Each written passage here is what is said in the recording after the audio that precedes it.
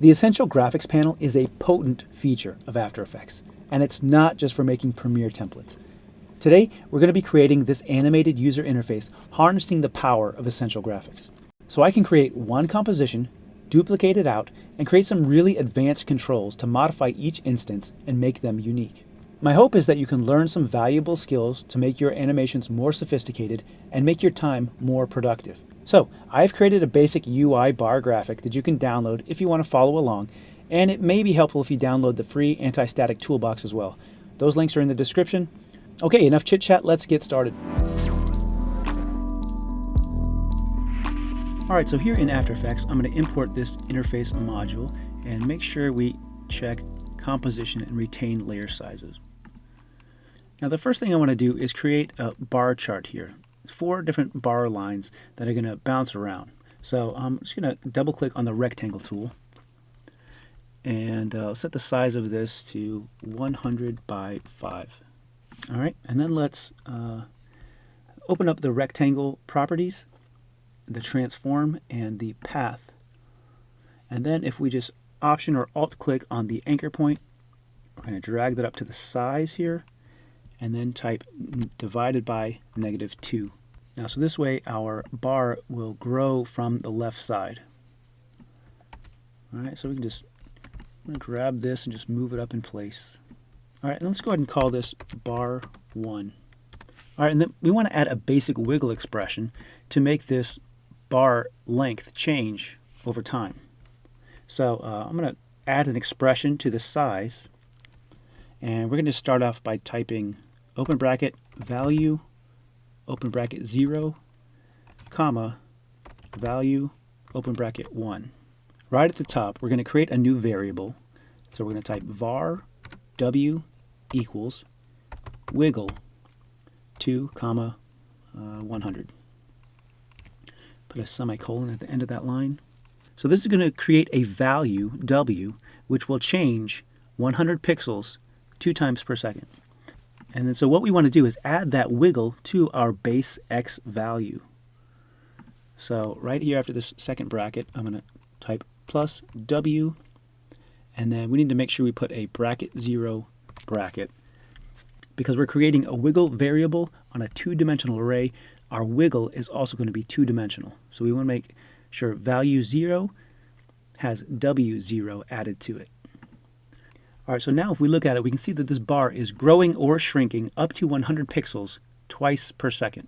And we're going to duplicate this and move one down here. And I'll duplicate this again. I'm going to just duplicate this 4 times, and I'm going to use the anti-static toolbox to just stagger this in the Y position by 44 pixels. All right, so now we have 4 unique bars.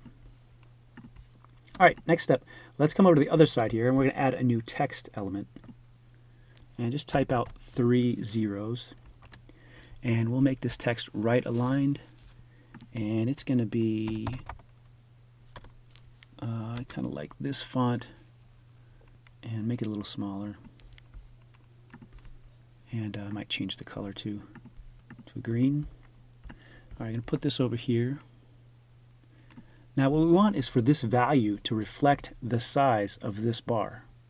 And that's pretty easy to do. If we just open up this source text, we can now just pick whip from the source text to bar 1 rectangle path size.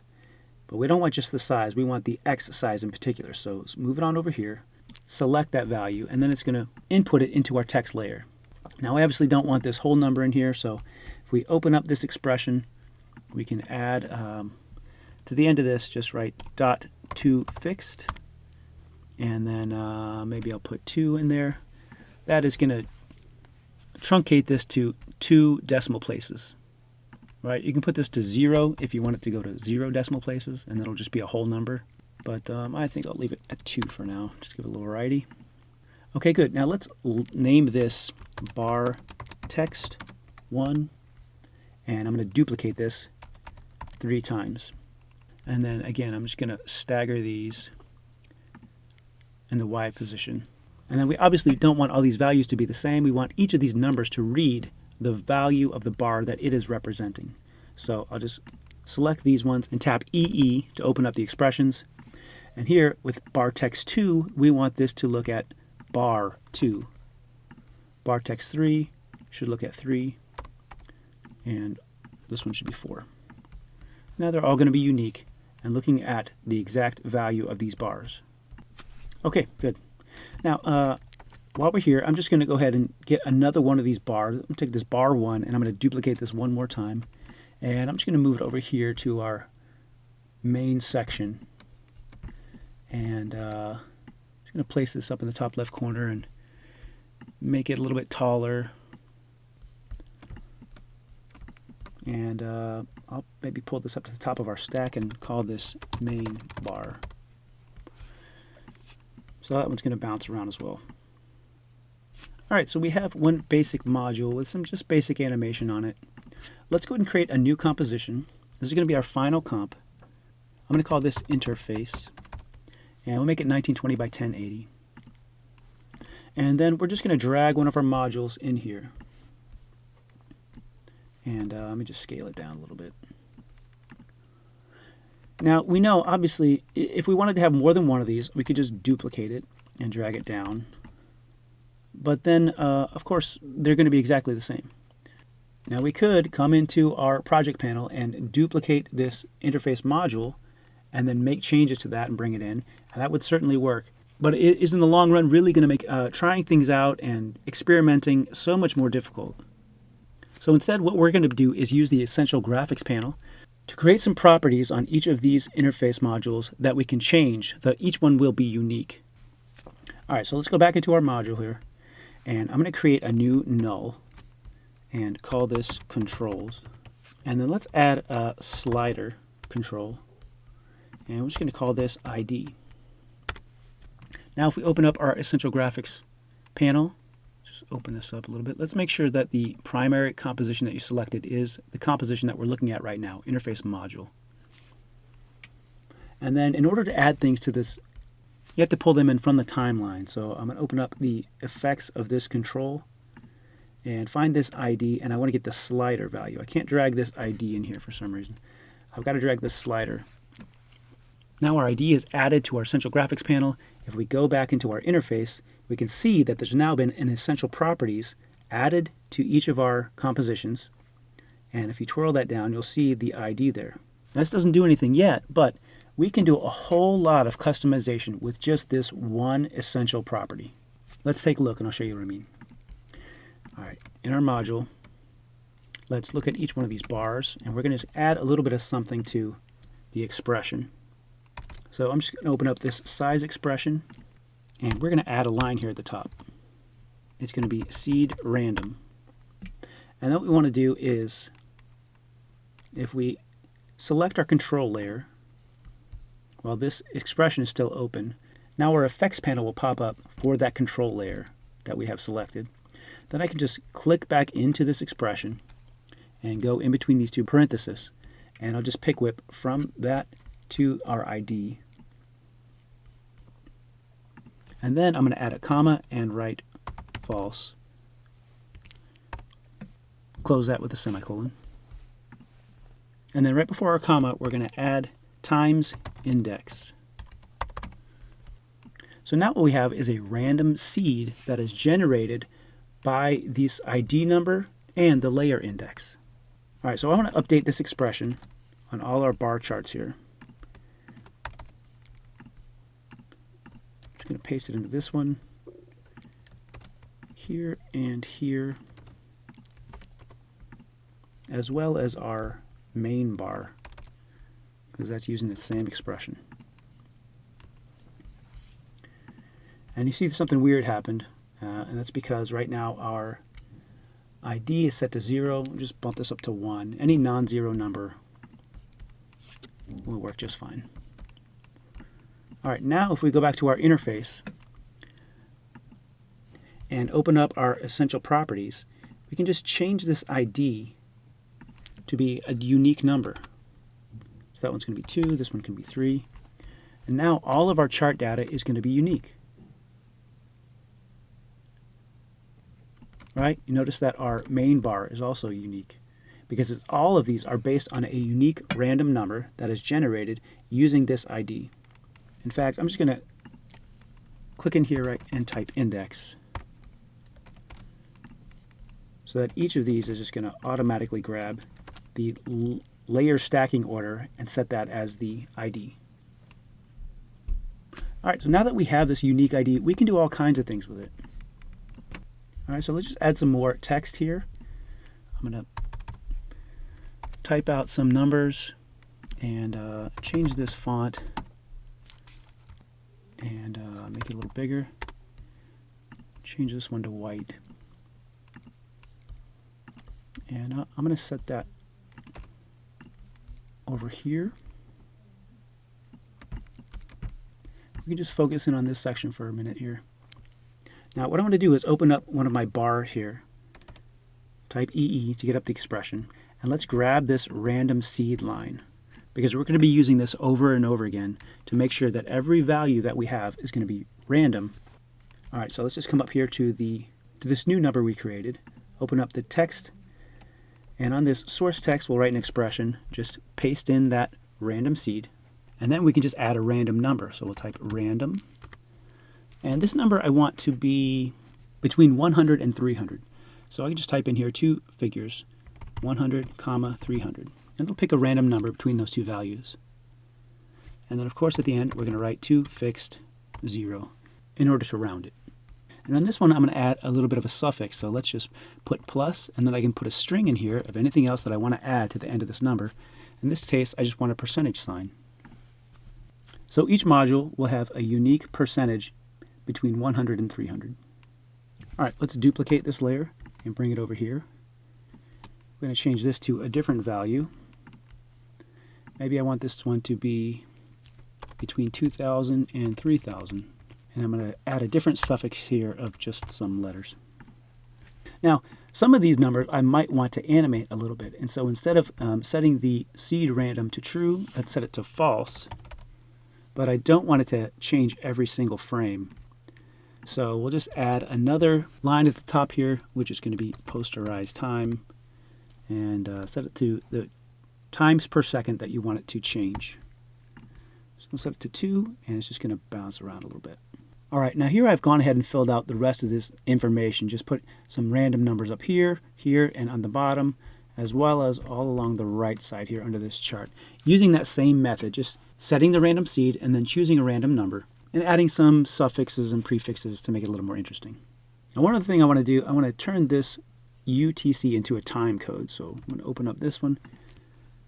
Instead of using a random number, I'm going to put in another expression here, which is going to be time to current format, and just put time inside the parentheses. And it'll add a time code that counts up from our endpoint. Let's take a look at our interface. And okay, we're getting a lot of random numbers here. Everything's looking pretty good.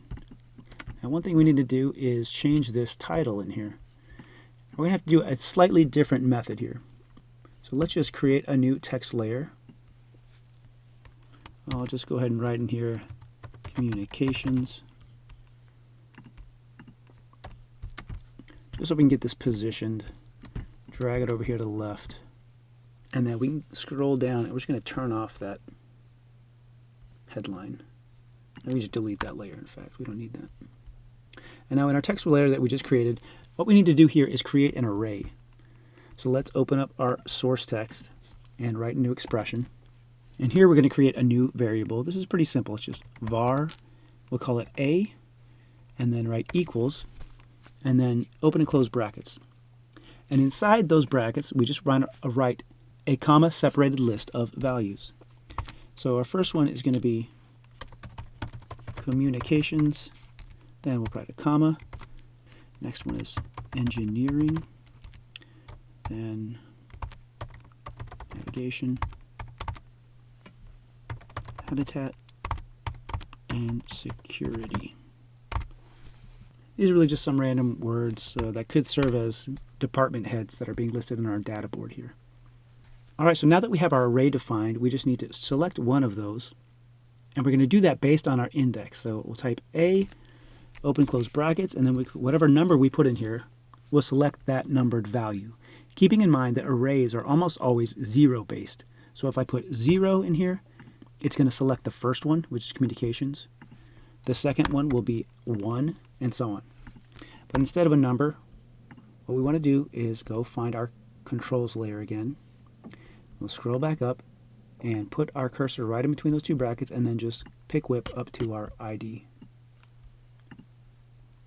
After reading in that slider value, we're just going to put -1. Okay, and then the other thing we need to do is change our logos out to make sure that they are representing the correct department.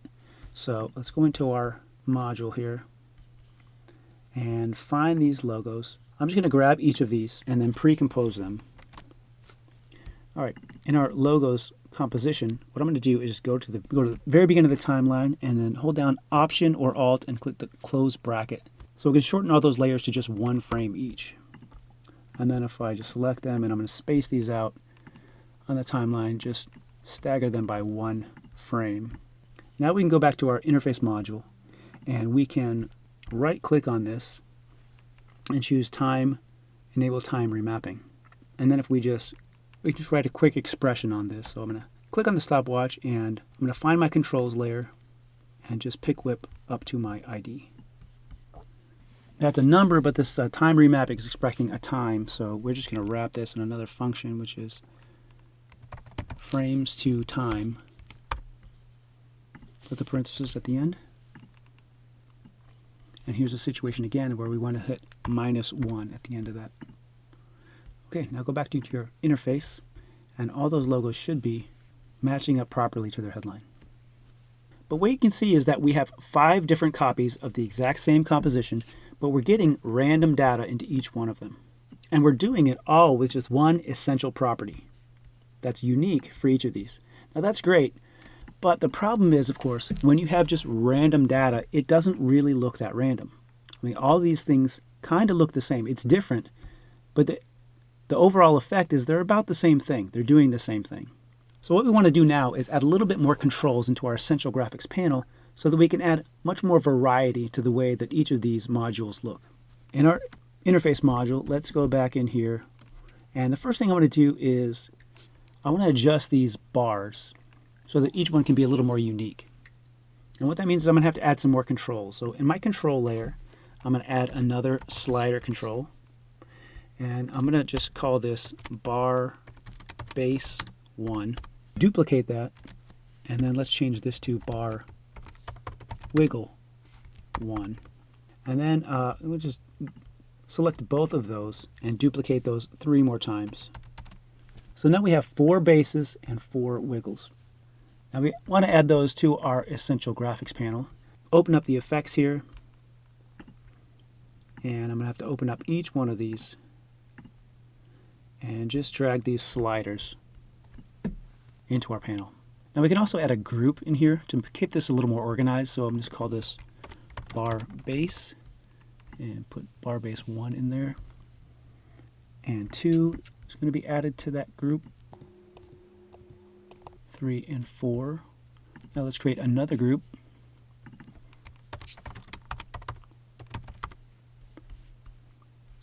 and we'll add these wiggles into that.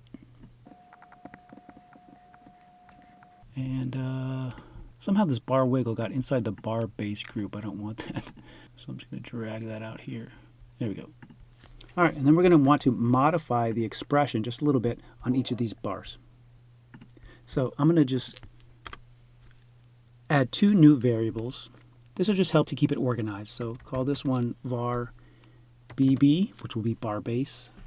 Get an equal sign, and then again, let's go find our controls layer. Maybe I'll just move this down here for now. And when I still have that selected, I'll click back into my expression and then just pick whip up to bar base 1, put a semicolon, and then create a new variable bw and set that to bar wiggle 1. All right, so now what we want to do is we want to first of all change this wiggle amount from 100 to bw. And then I'm going to take out this value 0.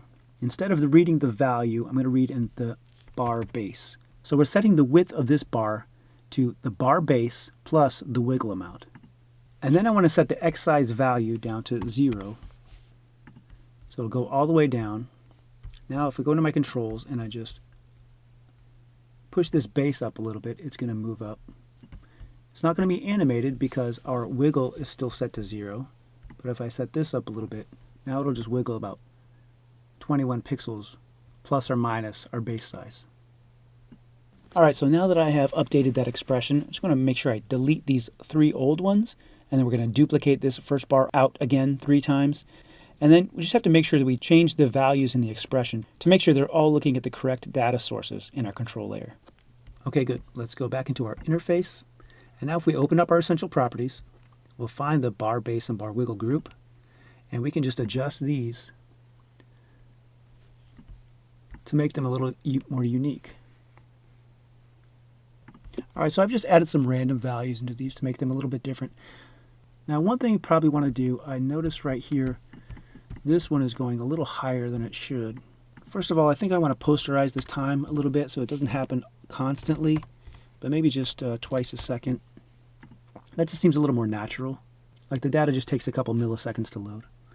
And then the last thing I want to do is I'm going to, for our value here, our X value, I'm going to wrap this in a clamp expression. So write clamp, open parenthesis, and then comma. And now we can just set the minimum and maximum values. So the minimum is going to be 0, and the maximum I think is 570, and then close parenthesis. Alright, so I've gone ahead and added a main bar base and main bar wiggle to our essential graphics, and link that up to our main bar in our interface module here, so that those will all be unique and controllable as well. Now, I think what we're going to do is we're going to take this main bar and we need to drop it down a little bit. Let's make it go below this main indicator here. And then we're going to set a position expression on this. We just open up our main bar expressions by hitting EE, because we want to link this to the size. So I'm just going to grab the pick whip and link down to our main bar size. But we're just going to change this to value 0, value 1, and then here we'll just add temp to the X value. And then we can just change the value slide over here till it lines up just right with that. Now it's going to bounce along with it. Alright, so we've got some basic randomization happening here with some specific controls to make it a little more unique. Let's get a little deeper. So in our controls layer, I'm just going to add 3 new checkbox controls and call them Circuit 1, 2, and 3. Then I'm going to add each of those to our Essential Graphics panel. And then I'm going to select these circuit buttons, and on each of these, for the opacity, I'm going to add an expression. And then here's the expression that we're going to write.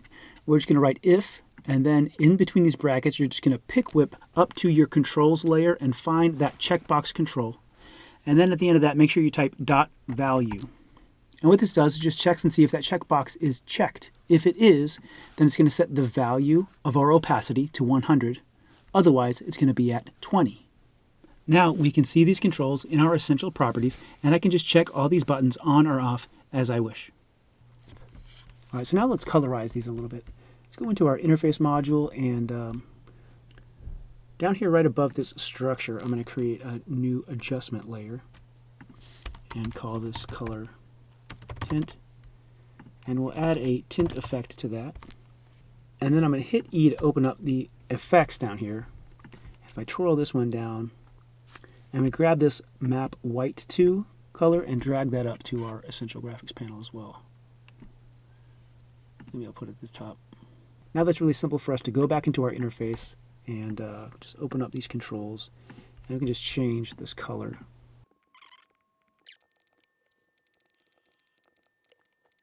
Alright, so I've just added a unique color to each one of these. Maybe we want this logo to be colorized as well, so I'll just drop it below the color tint. Alright, so this is looking pretty good, but I want to add a little bit more variety by adding some more conditional expressions. Now, what we can see is here, we have this series of charts, and some of them are performing a little better than others. This habitat, for example, not doing so well. And so it'd be nice if we could maybe have a warning pop up on some of these bars that are pretty low. So that's what we're going to do. Go back in here and let's just select our bar. And we're going to add a tint effect. And I'm going to change both of these colors to red up here. And then in the amount to tint, I'm going to write an expression. And in the expression, what I want to do is reference the size. So I'm just going to open up this value here, click in here, and then we'll just create a variable for this. Var x equals, and pick whip up to the width. Now we can write a little expression.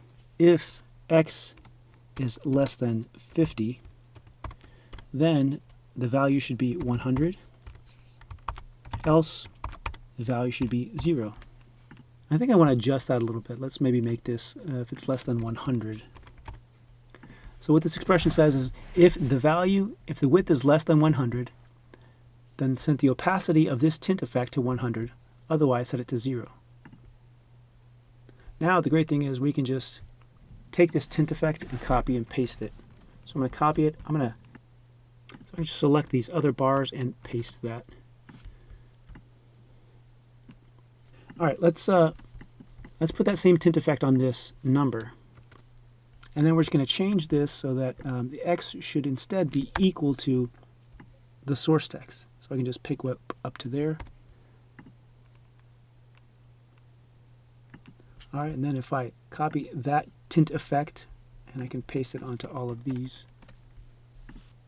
All right, let's add a different kind of warning. Maybe, now I'm going to add an expression to this value so that if it's above a certain threshold, it will flash. And here's the expression I'm going to add to the opacity of our text layer. We're first just defining a variable called v, which is going to be equal to the source text of that layer.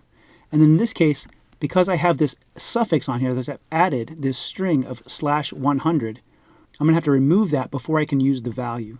So I've just put .replace at the end of it. Then I put a string in of the string I want to be replaced and what I want to replace it with. In this case, it's just nothing. I just want to get rid of this /100. So then I'll just be left with our numerical value.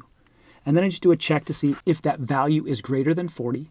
And if so, this code right here is just going to make it flash from 30 to 100% opacity over 0.3 seconds.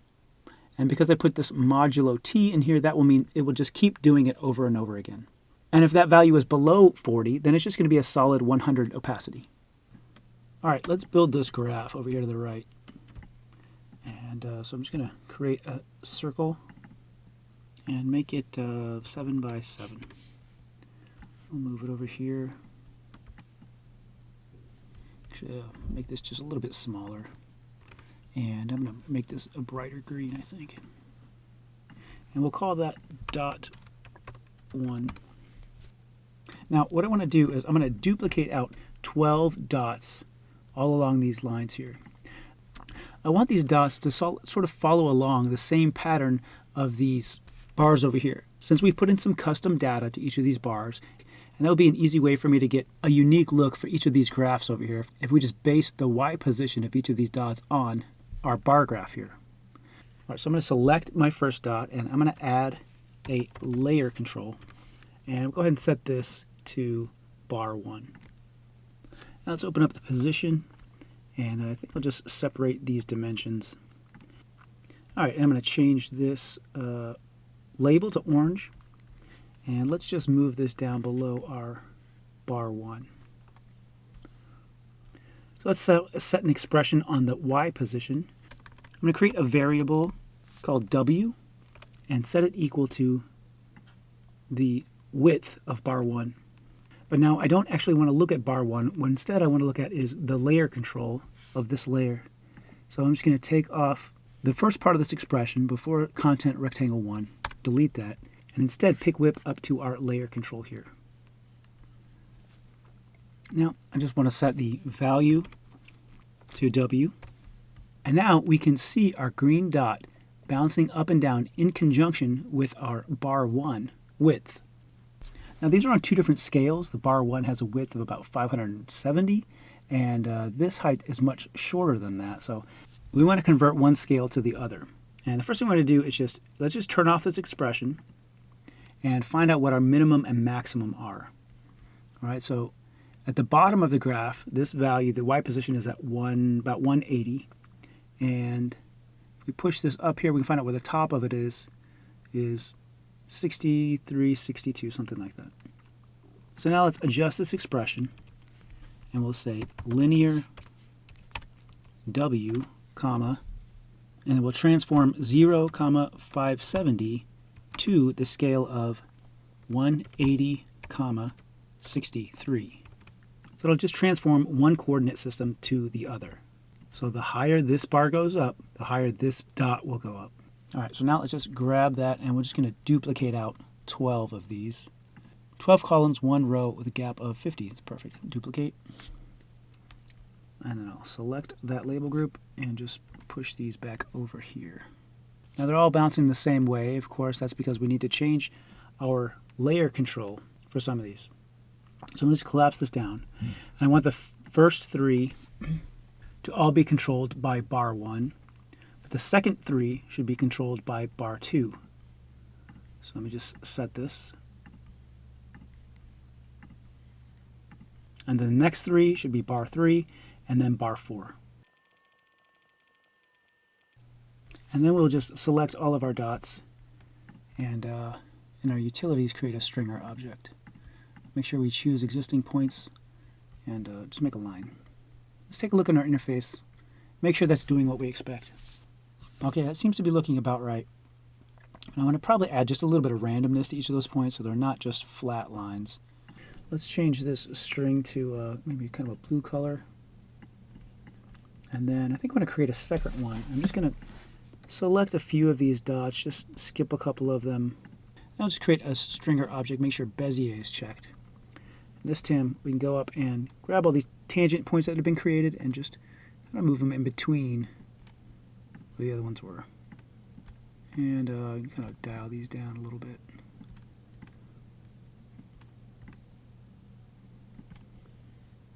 Now let's get that stringer 2, and change it to a green color, tealish, and I think in this one I'm going to open up the stroke and add a dash to it. Now I like the way this is looking, but there's one final thing that I want to do, which is I see all this data that's been loaded into each one of these modules. But you know, sometimes in real life data doesn't load immediately. It takes a little while. And so I want to add a bit of a loading delay for each of these charts so that they don't all come up at the same time. Now let's go back into our interface module and find our controls layer. I'll bring that to the top, and I'm going to add one more control here, one more slider, and we'll call this load time. And of course I'm going to open that up and add that to our Essential Graphics panel. Just grab the slider and drag it over here. Let me set the default to 1. Now what I'm going to do is I want to double click on the rectangle tool to make a new shape. And we're going to scale this down till it just fits over and covers our graph here. 550 by 125. And I'm going to call this chart mat.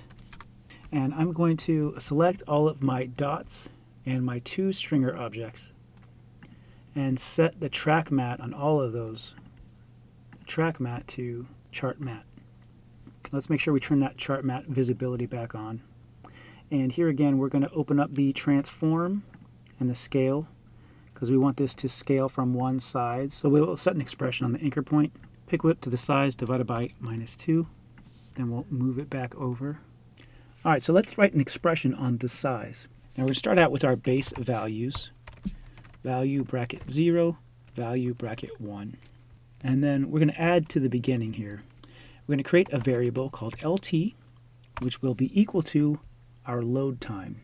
So select the control layer, and we'll just pick whip up to the load time on our controls. Then set another variable called T, which will be equal to 0.3, and that's going to be the time of our animation. Then we'll create one more called V, and V is going to be equal to ease with the parameters of time, comma LT, comma LT plus T, comma 0, comma 550. I know that's a lot. We'll go over that in just a minute. But first we're going to just change this value 0 down here and the X position to just V. So let's take a look at this expression. Of course, LT has been set to our load time. So what this is doing is just animating the width of our chart mat starting at the load time, and for 0.3 seconds afterwards, it's going to change it from 0 to 550. All right, so if we go to our load time of 1 right now, as we go past 1, it's going to animate up to 550. And actually, I put 500 there, didn't I? Make that 550. There we go. So now if we just hide that chart mat layer, we can see our chart being drawn out after the load time is reached. All right, so here I've just created a quick loading graphic that just has this text flashing and this little animation. And there's a black solid in the background that has an opacity of 50. So if I go back into our interface module, and I'm going to drag that in above our chart here, and then I'm going to set the track mat on this to our chart mat as well, but this one I'm going to invert. All right, so we'll see the loading graphic, and then as that loading time passes, it's going to swipe out to reveal our chart below. Now I want this loading time to affect my text values down here as well, so they won't begin until this chart data has finished loading.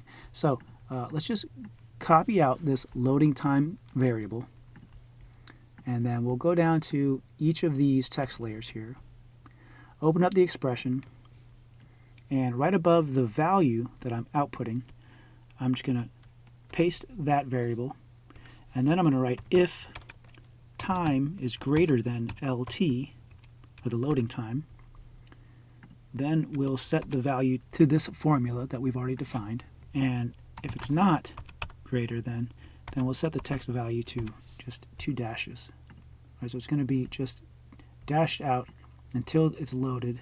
All right, and then let's just take this posterize time command and we'll put it just inside our positive if statement. All right, so I've gone ahead and done that for the rest of these values here. The one thing I want to change, though, on the time here, I don't want the clock to start until the loading time is completed. So let's just go in here and we're going to here write time minus LT. Minus LT. And then that clock will not start until our loading time is completed. All right, and that's looking better.